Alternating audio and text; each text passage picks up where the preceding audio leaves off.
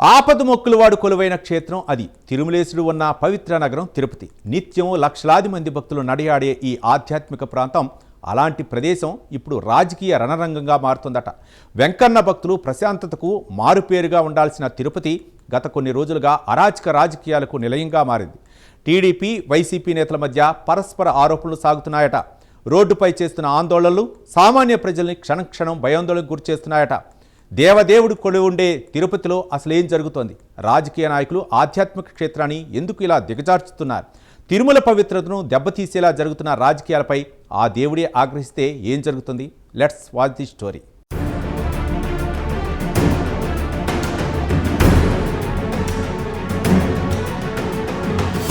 తిరుపతిలో నిన్నటి వరకు రాజకీయ విమర్శలకే పరిమితమైన పార్టీలు ఇప్పుడు తిరుపతిలో పోలీస్ స్టేషన్ వద్ద బైఠాయించి రచ్చరచ్చ చేస్తున్నాయి. ఒకవైపు మహిళల్ని కించపరిచేలా సోషల్ మీడియాలో పోస్టులు పెట్టారంటూ వైసీపీ శ్రేణులు ఆందోళన చేయగా, మరోవైపు గంజాయి, డ్రగ్స్ వ్యాపారంలో వైసీపీ పాత్రుందంటూ టీడీపీ వర్గాలు నిరసన చేశాయి.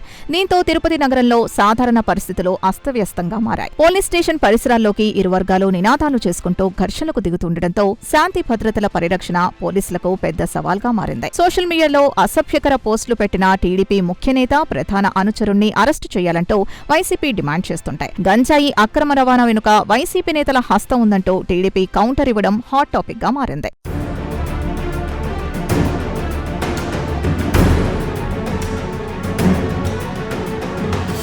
ఈ గొడవల్లో ప్రధాన అంశం ఏంటంటే, తిరుపతి నగరంలోని ప్రధాన కూడలలో మాజీ ఎమ్మెల్యే భూమన కరుణాకర్ రెడ్డి, ఆయన కుమారుడు భూమన అభినయ్ రెడ్డి ఫోటోలతో ఫ్లెక్సీలు ఏర్పాటు చేయడం. డ్రగ్స్ కేసుతో ముడిపెడుతూ ఈ ఫ్లెక్సీలు ఏర్పాటు చేయడంతో నగరంలో పరిస్థితి తారాస్థాయికి చేరింది. ఇది గ్రహించిన మున్సిపల్ అధికారులు పోలీసుల సహాయంతో ఉదయానికల్లా వాటిని తొలగించారు. కానీ ఈ వ్యవహారం నగరంలో పెద్ద చర్చకు దారితీసింది. మాజీ ఎమ్మెల్యే భూమన కరుణాకర్ రెడ్డి, అభినయ్ రెడ్డిలపై వరుస ఆరోపణలు రావడం వెనుక కేవలం రాజకీయ కక్షలే కాదు, రాబోయే స్థానిక సంస్థల ఎన్నికల్లో తిరుపతిపై పట్టు కోసం జరుగుతున్న పవర్ గేమ్ అని రాజకీయ విశ్లేషకులు చెబుతున్నారు. ఇటు టీడీపీ, అటు వైసీపీ ఇరు పార్టీలు ఆందోళనల వేడి, నిరసనల హోరుతో తిరుపతి అట్టుడుకుతోంది. తిరుపతిని డ్రగ్స్ రహిత నగరంగా మార్చాలని ప్రభుత్వ ఆకాంక్షను రాజకీయ పార్టీలు తమ పంతాలకు వేదికగా మార్చుకోవడంపై స్థానికులు అసహనం వ్యక్తం చేస్తున్నారు.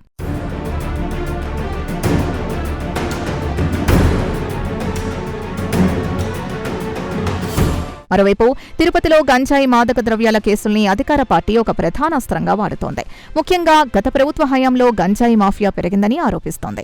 అలాగే నాటి కీలక నేతల్ని, వారి అనుచరుల్ని టార్గెట్ చేస్తోందట. దీని ద్వారా వైసీపీని నేరపూరిత పార్టీగా ముద్ర వేయాలని టీడీపీ వ్యూహం పన్నిందని వైసీపీ భావిస్తోందట. ఈ వ్యూహంలో భాగంగానే తిరుపతిలో గడిచిన కొద్ది రోజులుగా వరుసగా గంజాయి కేసులు నమోదవుతున్నాయి. అరెస్టులు జరుగుతున్న తీరును గమనిస్తే ఇవి కేవలం చట్టపరమైన చర్యలు మాత్రమే కాదని, రాజకీయ ప్రక్షాళనలో భాగమని స్పష్టమవుతోంది. టీడీపీ శ్రేణులు తిరుపతిని గంజాయి రహిత క్షేత్రంగా మార్చుతామని నినదిస్తుంటాయి. వైసీపీ దీన్ని కక్ష సాధింపు చర్యగా వర్ణిస్తోంది. ముఖ్యంగా తిరుపతికి చెందిన మాజీ ఎమ్మెల్యే భూమన కరుణాకర్ రెడ్డి కుటుంబంపై టీడీపీ నేతలు చేస్తున్న ఆరోపణలు, వారిని నేరుగా డ్రగ్స్ మాఫియాతో లింక్ చేస్తూ సాగుతున్న సోషల్ మీడియాలో ప్రచారం ఈ గొడవను తారాస్థాయికి చేర్చింది.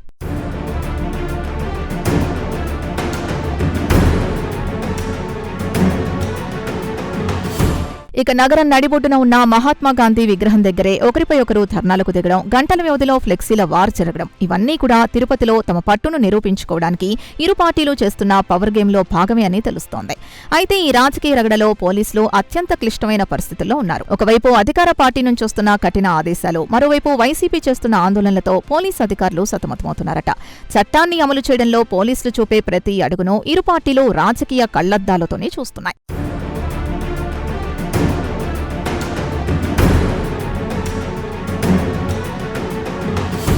ఈ క్రమంలో ఇద్దరు సీఏలు విధి నిర్వహణలో నిర్లక్ష్యం వహించారన్న కారణంగా వారిపై బదిలీ వేటు పడింది. ఇంకా ఈ రగడ చివరికి ఏమవుతోందన్నది ఉత్కంఠగా మారింది. రాజకీయ నాయకుల అహంకార పోరులో నలిగిపోతోంది మాత్రం సామాన్య ప్రజలు.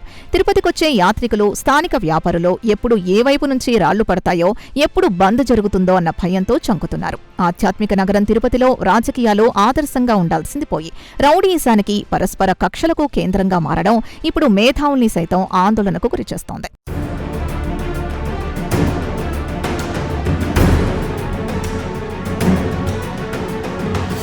ఇదిలా ఉంటే నాయకులు ప్రజలకు ఆదర్శంగా ఉండాలి కానీ తిరుపతి వీధుల్లో ఇరు పార్టీల నేతలు బరితెగించి వ్యవహరిస్తున్న తీరు పవిత్ర నగర గౌరవాన్ని మంటగలుపుతోంది. పోలీసుల నిఘా ఉన్నా, నేతల కదలికల్ని గమనిస్తున్నా వీరు ఎప్పుడు ఏ రూపంలో గొడవకు దిగుతారోనని స్థానికులు ఆందోళన వ్యక్తం చేస్తున్నారు. దీనికి తోడు సాధు పొంగవులు సైతం అలిపిరి వద్ద శ్రీవారికి కొబ్బరికాయలు కొట్టి స్వామిని ప్రార్థించారు. తిరుపతి ప్రశాంతతను కాపాడాలని, గంజాయి అక్రమ వ్యాపారులపై చర్యలు చేపట్టాలని, శ్రీవారి భక్తులకు భద్రత కల్పించాలని సాధు పొంగవులు స్వామివారిని కోరారు. ఇకనైనా ఈ రాజకీయ రగడకు తెరపడుతుందా లేక తిరుపతి ప్రశాంతత ఈ గొడవల్లోనే బలవుతుందో వేచి చూడాలి.